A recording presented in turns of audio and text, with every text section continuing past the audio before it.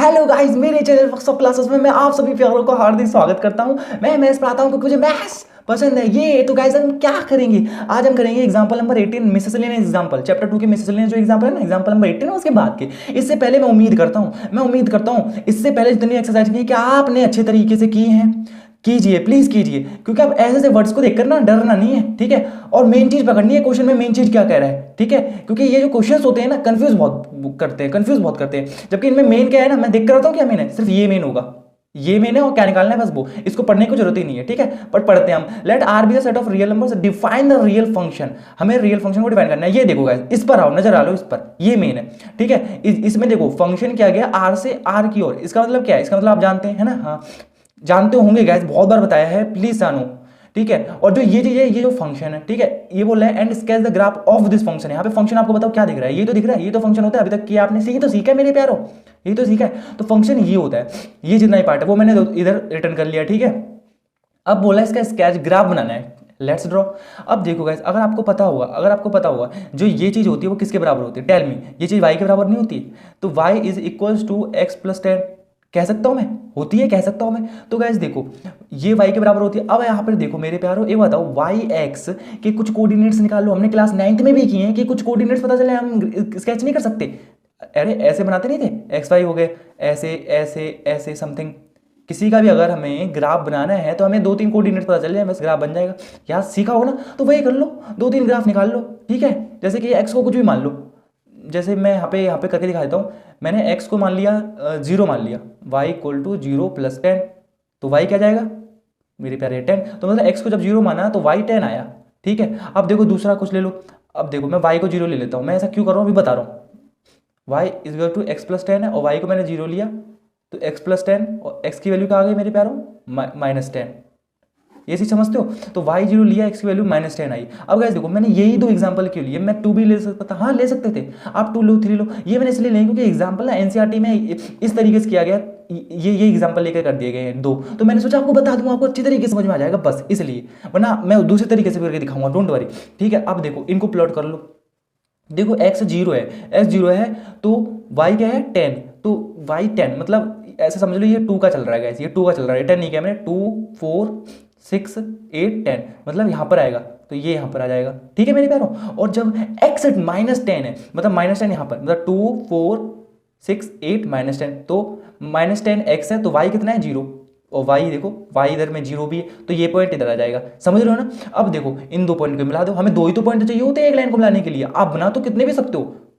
अभी देखो मैं एक चीज बता रहा हूँ, देखो 2 पॉइंट तो चाहिए ही होता है, ये चीज मान लो 2 पॉइंट तो चाहिए होते हैं एक लाइन को बनाने के लिए। अब आप इस पर कुछ भी डालो, सारे पॉइंट इस पर लाई करेंगे, यानी कि अब एक्स वाई की आप कुछ भी वैल्यू निकालो। जैसे कि मैंने यहाँ पे ले लिया, इसी को मैं वापस उतार देता हूँ, y is equals to x plus में 10, ये मैंने रिटर्न कर लिया, ठीक है। अब मैं x ले लेता हूँ मेरे प्यारे, 1 ले लेता हूँ मैं, तो y क्या आ जाएगा मेरे प्यारे पता ना 11 आएगा।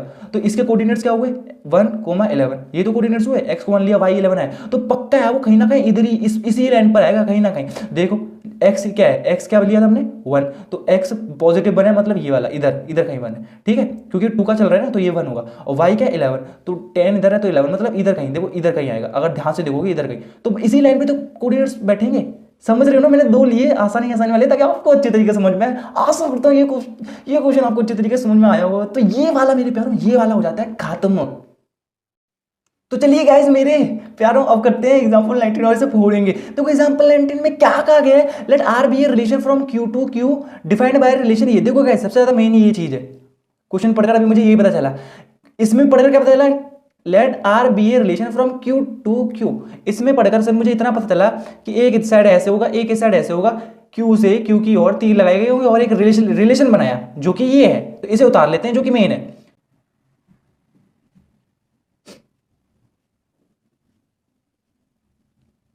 तो गैस देखो मैंने इसे उतार लिया, ठीक है। अब हमें शो करना है गैस, यहाँ पे मैंने ना फाइंड लिख दिया था, इसलिए मैंने यहाँ पे ऐसे कर रहा हूँ। तो गैस देखो हमें सो दैट करना है फर्स्ट सेकंड थर्ड। अब फर्स्ट उतारते हैं, फर्स्ट में हमें शो क्या करना है कि a बिलोंग करता है रिलेशन से, गैस ये रिलेशन है, रियल नंबर नहीं है। For all a belongs to q, ये हमें शो करना है। तो चलिए गैस शो करते हैं। अब देखो गैस, ये क्वेश्चन शो कैसे करते हैं ना, काफी ध्यान से सुनना, काफी ध्यान से सुनना। देसी मेथड से हम 2 मिनट में कर लेंगे, बट जब इन्हें हम लोग सेट की भाषा से करते हैं ना, सेट की भाषा से मतलब जो मैं लिखूंगा लैंग्वेज, अभी वो वाली लैंग्वेज आपको स्कूल में करनी है, ठीक है। अब देखो गैस, यहाँ पे क्या बोला गया, देखो हमें पहले फर्स्ट ऑफ ऑल गिवन क्या है, हमें क्या शो करना है कि ए कोमा ए बिलोंग करता है इस रिलेशन से for all a belongs to Q. तो एक तरीके से हमें गिवन क्या है, गिवन ये है कि हमें ए बिलोंग्स टू क्यू दिया है और हमें शो करना है ये।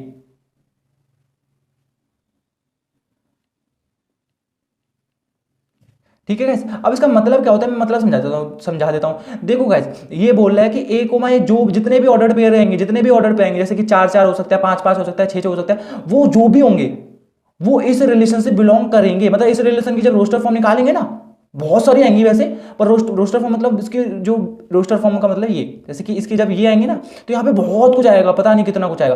तो उसमें से ना ये जो है ना वो बिलोंग करेंगे, इसके जितने भी होंगे ना वो सारे इसमें आएंगे। ये कह रहा है ये प्रूव करो। तो गाइस देखो, अगर मुझे ये प्रूव करना है तो मुझे क्या करना पड़ेगा, मुझे ये सेटिस्फाई करना पड़ेगा कि ये जो ना a माइनस ए करके z आता है। ठीक है, क्योंकि इसने ये तो दिया गया है, ये दिया गया है पहले कि for all a belongs to Q, मतलब ए क्यू से बिलोंग कर रहा है, वो तो इसने दिए हैं पहले से, मतलब ये वाली कंडीशन हमें दी है। तो इस वाली को प्रूव करने की जरूरत है, हमें बस ये बताना। अगर हमने ये बोल दिया ना कि ए माइनस ए बिलोंग करता है जेड से, तो देखो हमने दोनों बता देंगे, इसे भी बता देंगे, इसे बता देंगे, तो पक्का है कि ए कोमा ए बिलोंग करेगा इस रिलेशन से।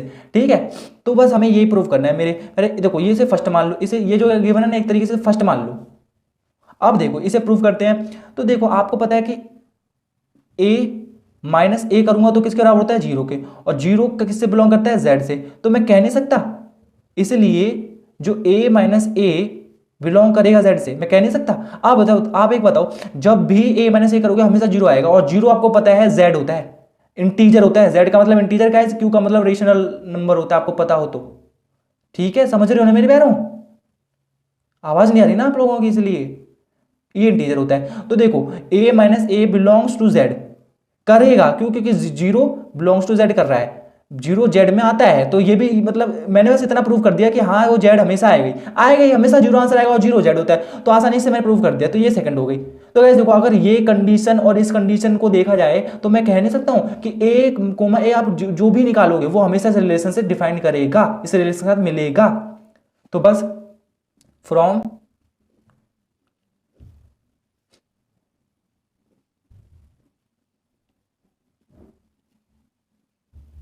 तो गैस बस इतना ही बताना था इसमें गैस। ठीक है, अब गैस इधर ना इधर सेकंड करता हूँ, इधर सेकंड पार्ट करता हूँ। तो सेकंड पार्ट में क्या कहा गया है, सेकंड पार्ट में बोला गया है इफ सॉरी यहाँ पे ए कोमा बी बिलोंग्स करता है इस रिलेशन से।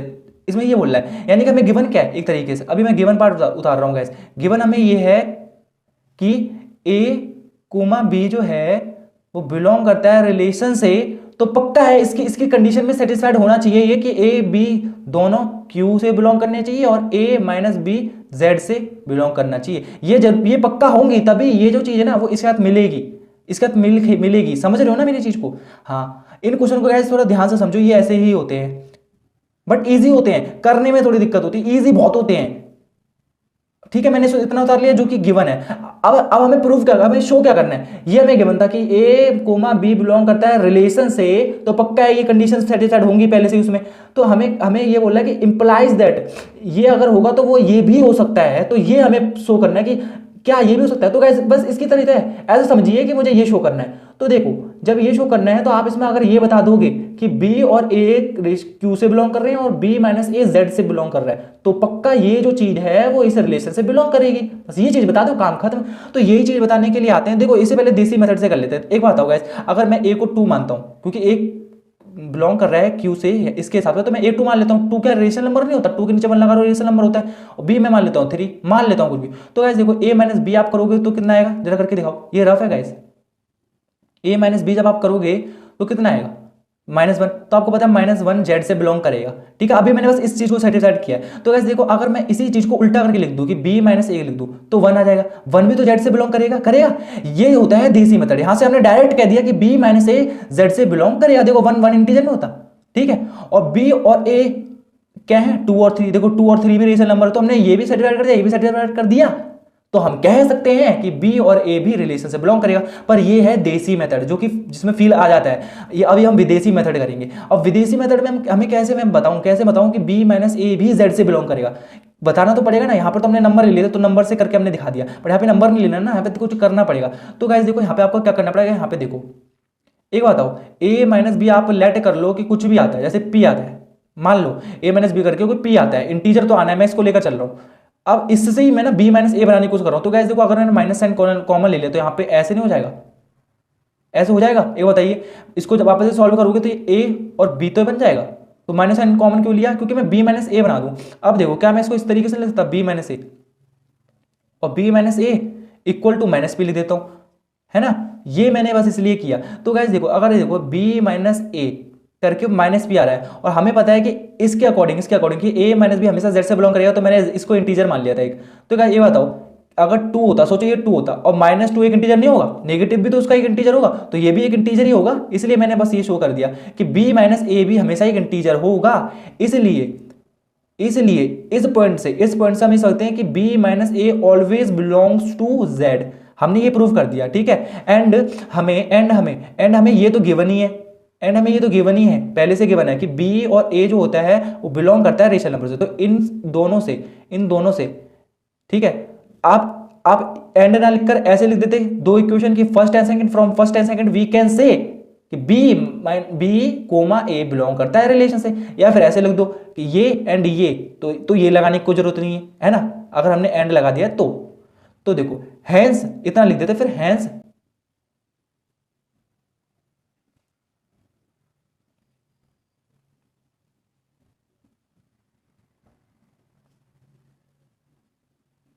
तो गाइस देखो ये हो गया।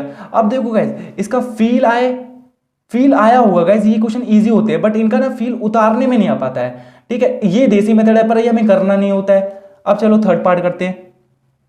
थर्ड पार्ट में क्या बोला गया कि अगर ए बी, देखो इसमें भी वही किया गया, हमें ये दिया गया है, इंप्लाइज दैट, हमें ये प्रूव करना है गाइस, इसकी तरह है बिल्कुल। तो जो दिया गया है ना, जो गिवन है वो उतार लो। यहाँ पे जगह नहीं बची है, पर गाइस मैं यहाँ पे ना वो कर देता हूँ, एक काम करता हूँ, मैंने ये कर दिए, ठीक है गाइस? इधर कर रहा हूं, अब इसे ऊपर कर लेते हैं। अब देखो गिवन में हमें क्या कंडीशन दी गई है कि ए बी जो है वो बिलोंग करता है रिलेशन से, ठीक है? एंड ए बी अगर ये चीज होगी तो पक्का है वो क्यू से बिलोंग करने चाहिए, है ना? इसके अकॉर्डिंग ना, मैं इसके अकॉर्डिंग कह रहा हूं, इसके अकॉर्डिंग अगर ये दोनों होंगे तभी तो ये बिलोंग कर रहा होगा इससे। तो यहाँ पे पहले दिया गया कि ये बिलोंग कर रहे हैं इससे, तो पक्का है इसमें ये घुसे होंगे, ठीक है? तो वही तो उतार रहा हूं मैं, गिवन को पूरा उतार रहा हूं खुलकर। ए बी बिलोंग करेगा क्यू से एंड ए माइनस बी जो है बिलोंग करेगा जेड से, ये पक्का होंगे, ये गिवन है। फर्स्ट पार्ट हमें ये गिवन है, सेकंड पार्ट हमें क्या गिवन है कि बी सी जो है वो बिलोंग करता है रिलेशन से, तो पक्का है बी सी ना क्यू से बिलोंग करना चाहिए और बी माइनस सी जेड से बिलोंग करना चाहिए। ये हमें दिए नहीं हैं पर हम उतारेंगे समझने के लिए, ठीक है? अब देखो, अब हमें शो क्या करना है? शो करना है कि अगर ये कंडीशन होंगी तो इंप्लाइज दैट, मतलब इन कंडीशन की वजह से, इंप्लाइज का मतलब यहां पे ये समझिए कि ये वैसे इंप्लाइज का मतलब तात्पर्य होता है, पर यहां पर ये समझिए कि अगर ये चीज हो रही है तो ये भी होगी। इंप्लाइज का मतलब ये होता है। तो वही तो मेन चीज ये है कि हमें इसे शो करना है। तो इसे शो करने के लिए क्या है, बस ये बता दो कि ए सी बिलोंग करता है क्यू से और ए माइनस सी बिलोंग करता है जेड से। अगर ये बता दो तो आप कह सकते हो कि ए सी जो बिलोंग करेगा रिलेशन से, बस यही चीज तो बतानी है आपको। तो इसे अगर आप इसको देसी मेथड से करोगे तो 2 मिनट में कर लोगे, 2 मिनट में कर लोगे, 2 3 लेकर कर लेना, पक्का है। देखो गाइस एक बात बताओ मेरे प्यारो, अगर देसी मेथड से करोगे इस मेथड से, तो एक बात बताओ, ए बी हमें दिए गए हैं, हमें इसमें दिया गया ना ए बी बिलोंग करता है क्यू से और बी सी भी बिलोंग करता है क्यू से, तो पक्का है ए और सी भी बिलोंग करेंगे क्यू से। तो ए और सी अगर क्यू होंगे तो रेशनल नंबर का माइनस करोगे, रेशनल नंबर से हमेशा एक इंटीजर आएगा। तो लो, हमने नंबर लेकर तो यूं ही देसी मेथड से कर दिया, बट इससे हम करेंगे प्रूफ। इससे कैसे करेंगे ये सोचो, जैसे कि हमने इसमें कुछ दिमाग लगाया वैसे इसमें लगाते हैं। देखो गाइस, जैसे कि अगर मैंने मान लिया कि ए माइनस बी ना इक्वल टू पी है और b minus c equal to q है, तो गाइस देखो ए माइनस बी प्लस में बी माइनस सी, अभी मैं क्या करने की कोशिश कर रहा हूँ बस उसे समझिए, ठीक है? मैंने ये क्यों किया अभी बता रहा हूँ। मैंने सोचा ये अगर मैं करूंगा, देखो ये 2 इक्वेशन मैंने जानबूझकर बनाई, मैंने इसको लिया, मैंने दिमाग में इसको लिया कि अगर ये z आता है तो पक्का a माइनस बी कोई भी नंबर है वो z से बिलोंग करेगा, मतलब ये इंटीजर है। ऐसे मैंने इसको दिमाग लगाया, मैंने कहा b माइनस सी बिलोंग करता है z से, तो b माइनस सी हमेशा कोई भी नंबर आएगा वो z से बिलोंग करेगा। तो बताओ क्यों एक इंटीजर है। तो मैंने कहा जब इन दोनों को ऐड कर दूंगा तो देखो b से भी कट जाएगा, a माइनस सी क्या आएगा p प्लस क्यू। तो एक बताओ मेरे पहले, समझो इसे 2 था, ये समझो इसे 3 था, इंटीजर ही तो था ये, 2 और 3 कुछ भी हो, इंटीजर हो, 5 हो 6 हो, कुछ भी हमें नहीं पता, मैंने पी क्यों माना है। तो उन इंटीजर को ऐड करोगे वो भी तो एक इंटीजर होगा, तो ये भी एक इंटीजर होगा, इसे m मान लो, ठीक है? m बराबर है p प्लस क्यू के, ऐसा मान लो। अब एक बात आओ, जब ये चीज इंटीजर आ रही है, मतलब a माइनस सी इंटीजर आती है, तो हम कह नहीं सकते हैं इसलिए a माइनस सी बिलोंग करेगा z से। ये हमने प्रूव कर दिया, ये प्रूव कर दिया। एंड फ्रॉम दिस हम जानते हैं कि जो a है वो भी q से बिलोंग कर रहा है, और c यहां से हम देख कर बता सकते हैं q से बिलोंग कर रहा है। a और c बिलोंग कर रहे हैं q से। सो अब देखो यहां की इंग्लिश लिख दो यहां पे, सो वी कैन से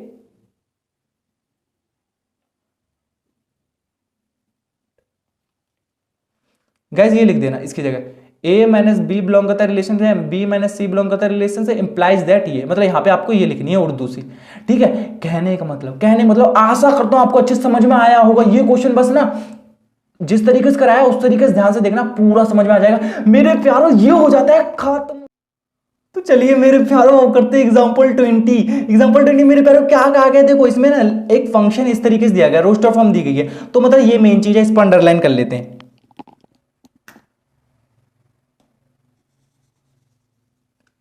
ठीक है। ये कर लिया हमने।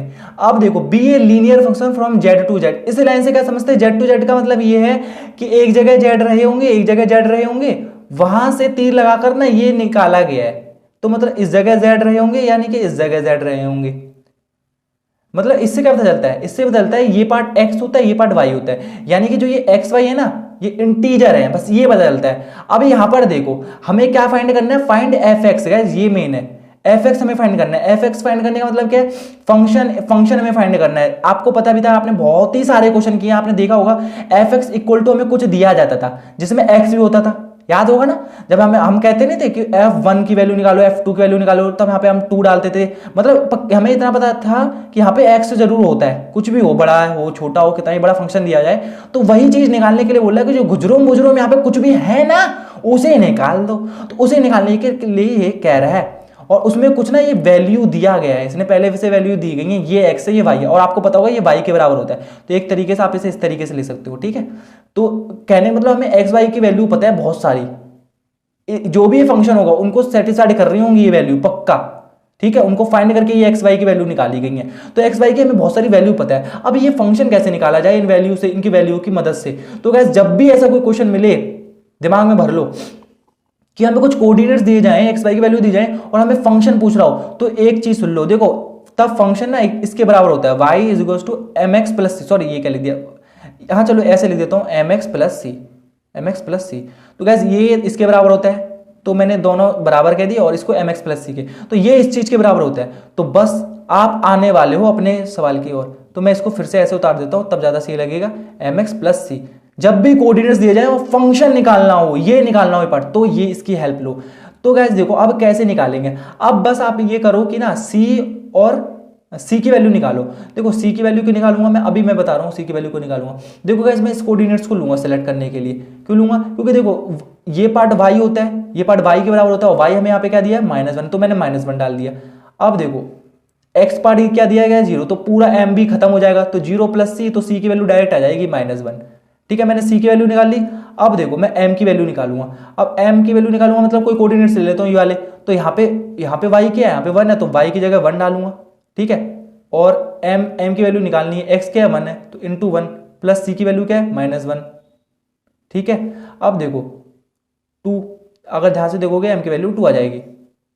अब मैंने ऐसा क्यों किया, मैंने ऐसा इसलिए किया ताकि मेरी एक इक्वेशन बन जाए x और y की फॉर्म में। अब देखो इस इक्वेशन में डालो, ये इक्वेशन क्या थी हमारे पास, y is equal to m x plus c, या फिर आप एफ एक्स लिख सकते हो, क्योंकि एफ एक्स आपको फाइंड करना है, तो आप गाइस ना एफ एक्स लेके चलो। मैं यहाँ पे y क्यों ले रहा हूँ, क्योंकि एक्स का था ना रिश्ता बना हुआ y का, तो मेरे दिमाग में जब भी x आता है तो y यहाँ पे फिर मैं कर देता हूँ, तो आप यहाँ पे ना एफ एक्स लेकर चलो, तब ज्यादा सही रहेगा, क्योंकि एफ एक्स फाइंड करना है ना, एफ एक्स जैसे y के बराबर ही है, डोंट वरी।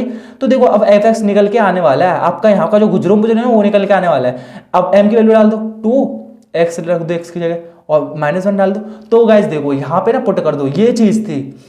तब आप कह सकते हो कि ये जो चीज थी ना, इसने ये सारे कोऑर्डिनेट्स दिए हैं। अगर x1 डालोगे तो y1 आएगा, x2 डालोगे तो y3 आएगा, x0 डालोगे तो y -1 आएगा, x -1 डालोगे तो y -3 आएगा। अगर इस फंक्शन को सॉल्व करोगे तो तो गाइस देखो, हमें कुछ कोऑर्डिनेट्स दिए थे और तब हमें ये गुजरुम गुजरुम निकालना हो ना, तब हम ना m की और c की वैल्यू निकाल लेते हैं। क्यों निकाल लेते हैं? क्योंकि देखो हमें फंक्शन ना x में सिर्फ चाहिए, x दिखना चाहिए और सारे कांस्टेंट होते हैं, तो उनकी जगह मैंने कांस्टेंट डाल दिया और सॉल्व कर दिया। ये हमेशा होता है, m और c की वैल्यू हम निकाल पा रहे हैं तो डाल दो उसमें, क्योंकि हमारा जो फंक्शन होता है वो x और y में ही दिखता है हमेशा, यहाँ पे कोई और वेरिएबल नहीं दिखते हैं।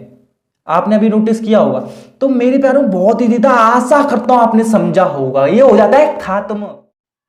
तो चलिए मेरे प्यारों अब करते हैं एग्जाम्पल 21, और एग्जाम्पल 21 के लिए बधाई हो। देखो मैंने छोटा सा पेज लिया है गाइस। अब आपको ऐसा क्यों लिया है?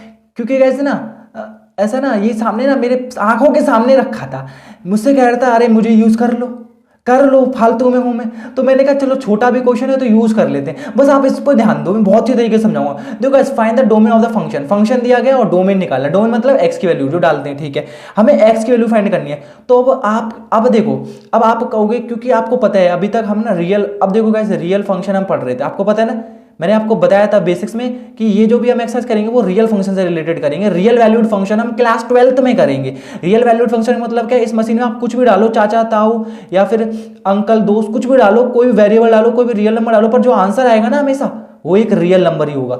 रियल वैल्यूड फंक्शन की बात कर रहा हूं। और रियल फंक्शन की बात क्या है? रियल फंक्शन का मतलब है मशीन में आप हमेशा रियल नंबर ही डालोगे और रियल नंबर ही निकलेगा।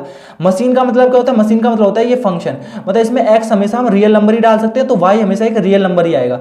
और इसमें मशीन का मतलब क्या है? मशीन का मतलब ये फंक्शन, इसमें तुम कुछ भी डालो, वाई हमेशा रियल नंबर आएगा। ये मैंने आपको बेसिक्स में काफी अच्छी तरीके से बताया था, ठीक है। तो मैंने ये क्यों बताया? मैंने इसलिए बताया क्योंकि आपको पता है ये चैप्टर अभी हम रियल फंक्शंस पढ़ रहे हैं, रियल वैल्यूड फंक्शन नहीं पढ़ रहे। तो रियल फंक्शन से हमें क्या पता चल जाता है? रियल फंक्शन से हमें पता चल जाता है कि एक्स ना डोमेन, एक्स जो डोमेन है वो रियल नंबर से बिलोंग करेगा। मतलब हमें ना एक्स के बारे में हिंट पता चल जाती है मेरे प्यारों। एक्स के बारे में हमें पता चल जाता है कि यहाँ पर एक्स बिलोंग करता है रियल नंबर से, ठीक है, समझ रहे हो ना, इस चीज की वजह से। क्योंकि हमें पता है रियल फंक्शन चैप्टर पढ़ रहा है, तो चल रहा है रियल फंक्शन चैप्टर, तो इसका मतलब है कि एक्स बिलोंग करेगा रियल नंबर से, क्योंकि रियल नंबर ही डाले गए होंगे। तो इतना हिंट मिल जाता है इस चीज से। बट अगर हमें इसमें, तो आप कहोगे कि डोमेन तो हमें मिल गया, बिलोंग टू रियल नंबर, मजे करो पार्टी।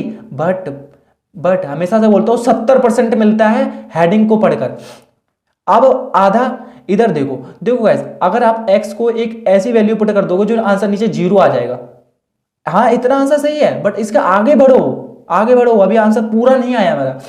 देखो अगर x की वैल्यू आपने ये पुट कर दी कि नीचे 0 आ गया तो सही नहीं होगा, मानते हो ना इस बात को? तो हमें वो वैल्यू हटानी पड़ेगी।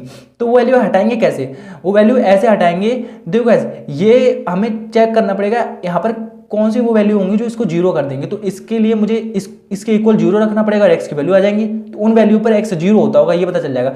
तो x² माइनस 5x प्लस 4 को इक्वल टू 0 अगर मैंने रख दिया तो इससे मुझे पता चल जाएगा कि x की जो भी वैल्यू आएंगी ना उन पर ये चीज ना 0 बन जाती है, ठीक है। तो वही चीज को ना रियल नंबर में से हटा दूंगा और वही डोमेन होगा। तो इसको फाइंड कर लेते हैं, इसको करते हैं 4x माइनस के 1x प्लस के 4। क्या मैं इसको इस तरीके से लिख सकता हूं? ये 5x भी बन जाएगा, इसका इंटू करेंगे तो 4x² भी बन जाएगा। ये आशा करता हूं मेरे प्यारे ये चीज आपको आती होगी, बहुत ज्यादा मेन है।